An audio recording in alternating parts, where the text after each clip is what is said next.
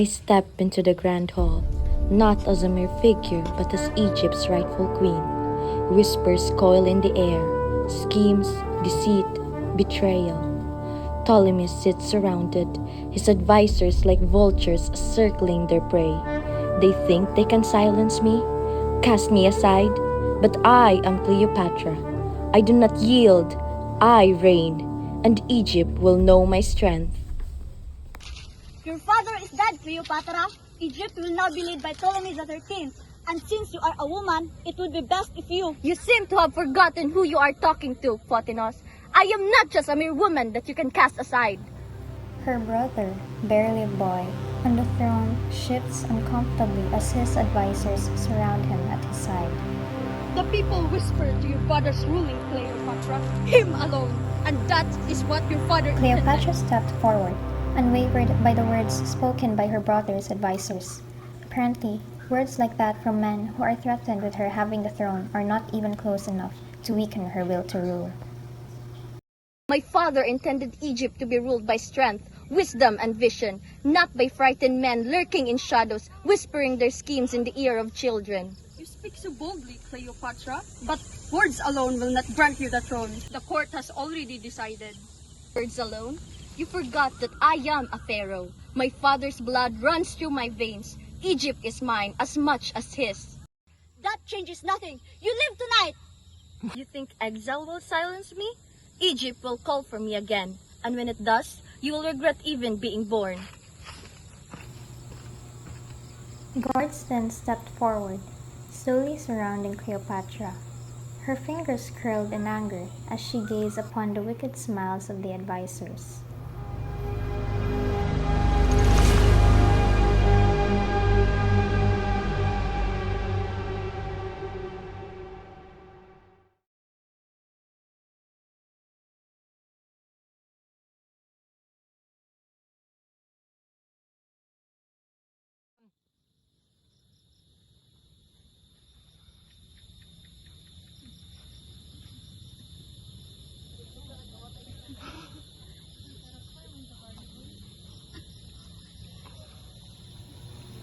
Julius Caesar stands near a bronze brazier, its flames casting restless shadows against the marble walls. War has wearied him, and Egypt's civil unrest demands his judgment. Outside, the city hums with uncertainty, divided between factions loyal to the young pharaoh Ptolemy the 13th and his exiled sister Cleopatra. A soft knock then interrupts his thoughts, and then a servant enters. My lord, there is an unusual delivery awaiting for you. Unusual? What tricky does Egypt offer me now? The servant gestures to the entrance. Two Roman guards stepped forward, carrying an elaborately wrapped Persian rug. They laid on the floor before Caesar and retreated.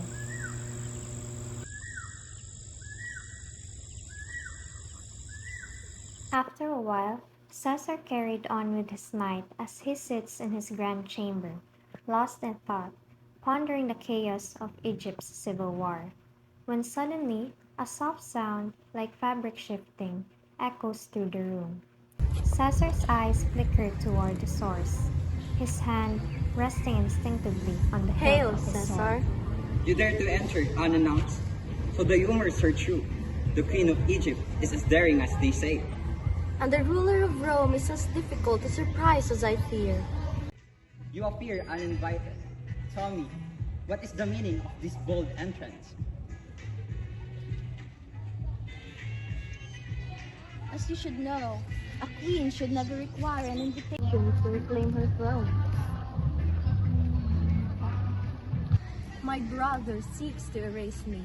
Egypt is mine, but he'd rather see me buried in the desert than seated on a throne. And why should Rome concern with your family quarrel? Do you seek my favor? Do you not fear my judgment? I fear nothing, because Egypt is more than just my kingdom. It is a prize, a key to the wealth of the East. Rome would benefit greatly from an ally who knows how to wield power and understands ambition. You presume too much. I do not make alliances lightly. Nor do I, but I know men of power. power, Caesar. You did not came to Egypt simply as a spectator. You came for dominion, for control. You came to shape history. You have risked too much to stand here. Your brother will not let you live unchallenged. My brother is but a boy manipulated by lesser men. Egypt's future cannot rest in weak hands. Egypt is a prize. Rome has long kept its watchful eyes upon it. And what do you offer in return for such favor? Egypt's loyalty, its wealth, a kingdom structured, not fractured. You are bold, Cleopatra, and a boldness queen deserves and considerations. Then let's speak us further. Rome does not make alliances lightly.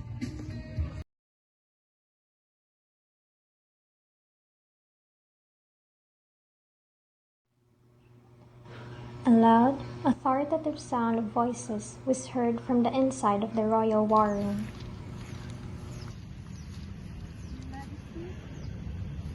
We must win this battle, for I am done with Ptolemy undermining my power.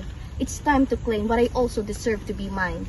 Your Majesty, Caesar's support is invaluable, but we must remember that Ptolemy holds the portion of Egyptian army. In a direct confrontation of Alexandria, it could lead to heavy losses. It is very risky. A risk is nothing but a shadow we must step on. Without risk, there's no means to start a battle. Do you think my brother is smart enough? He mistakes his arrogance with strength. He masks his weakness with 100 fleets. Soon he will learn that Egypt belongs to its rightful queen. But Majesty, Ptolemy's ships still control the Nile, the Kay waterways, making a direct assault to the city by river cruise. We cannot counter them easily. At least we must consider the long-term stability of the kingdom. Stability comes with great strength. Sacrificing is strength. No matter what risk we may need to face, I will assure you that it can pose beyond just long-term stability of our kingdom. We hear you, Your Majesty. Your knowledge of maneuvering and currents is very important for our ships. But how could we use our smaller ships to distract and harass their larger fleet? What are their weaknesses in the sea? The Nile gives life and it can also take it. We will use the currents to our advantage. Our smaller, faster vessels will harass their larger fleet. We will be the stinging insects that fill the bowl.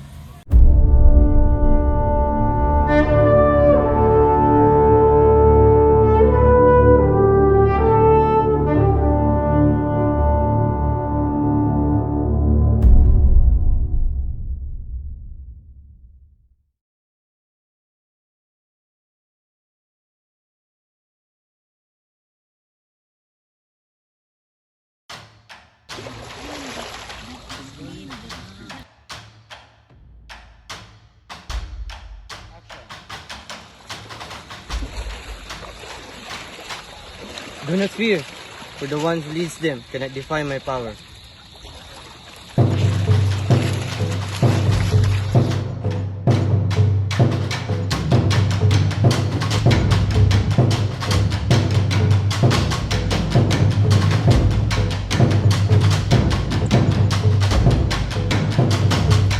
As from now on, the Alexandria will be ours, to the powerful hand of my queen.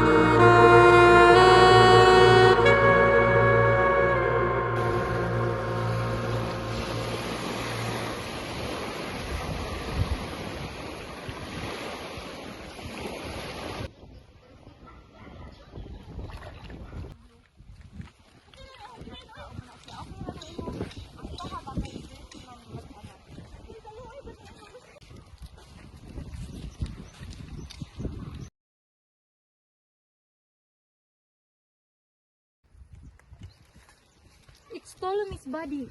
He's dead.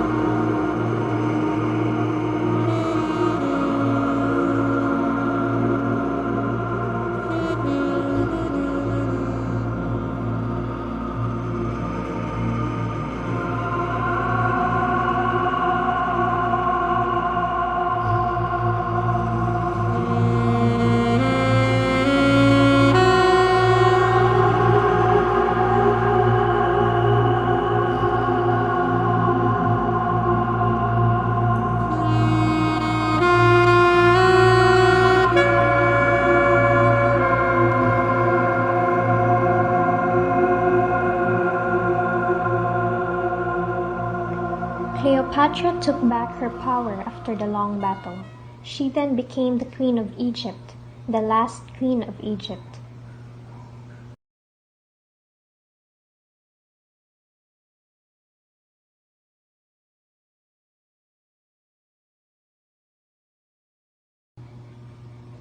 Cleopatra traveled to Rome, staying at Caesar's grand villa.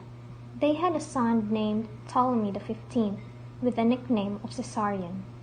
Cleopatra sits with Caesarion on her lap. Caesar watches them, a thoughtful expression on his face.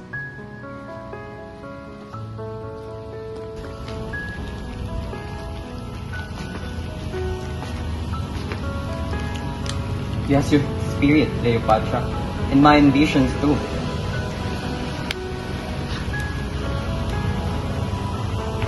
He is the future, Caesar, the joining of two great powers, Egypt and Rome, under one lineage.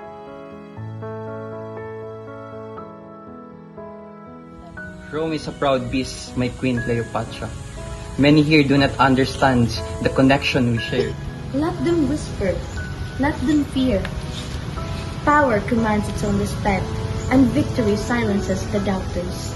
My son will inherit not just a kingdom, but a legacy forged in war and sealed by your alliance.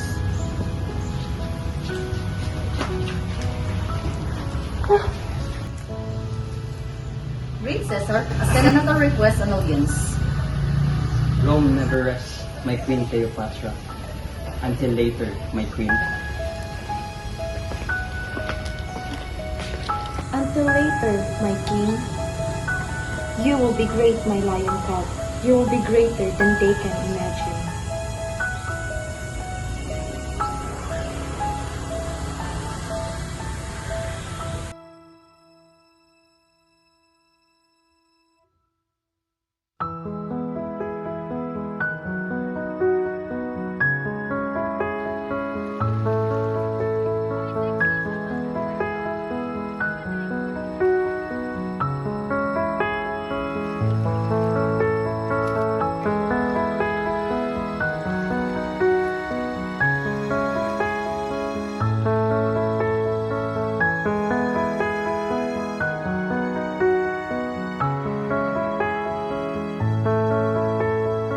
This river gave birth to kings, to God.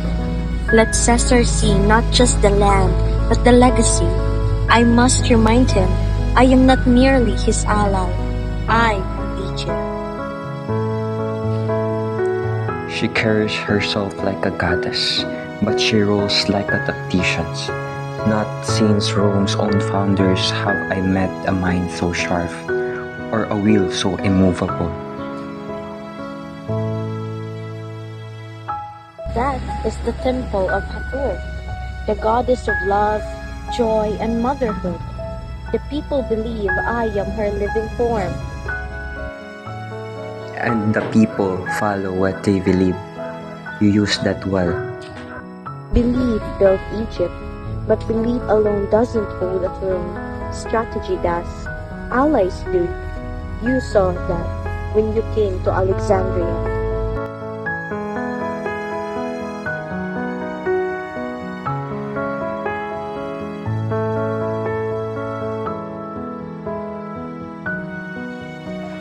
She doesn't flatter. She positions. This journey, it's not just affluence. It's a message to me, to Rome, to gods. And what message does this mean, Cleopatra? This voyage, this spectacle. That Egypt is alive, and its queen does not kneel, and Rome does not rule us. It walks beside us. He sees conquest. I see unity. Caesarion is the bond, flesh of both worlds. My son could be more than king. He could be legend. You speak of the world that never existed. Then let us be the ones to create it. The wind fills the sails. The barge glides past the colossal statues of ancient pharaohs, silent witnesses to a moment that could change history. If I fall with her, history will call it foolish. But if we rise together, it may call it empire. The Nile remember its queens, and it will remember this one who dared to dream beyond its banks.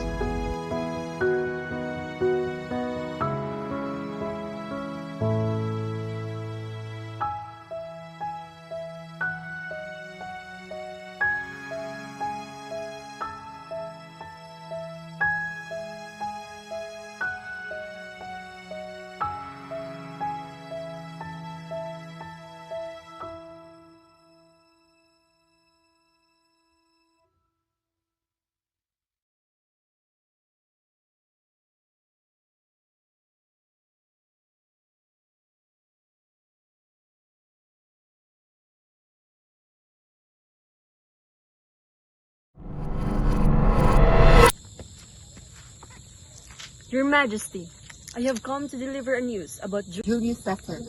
Continue. Unfortunately, Caesar was assassinated in Rome and was confirmed to be dead. It is inevitable. The political tensions there is already heated, which is why I chose to leave. Rome is quite bold for assassinating the like of Julius Caesar. Inform the court that we will be having a meeting tonight. Everyone must be gathered immediately. Understood, Your Majesty. Few weeks after Caesar's assassination, an unexpected death occurred in the palace of Alexandria. Ptolemy XIV mysteriously died, with speculations pointing on Cleopatra as the one responsible for her brother's death.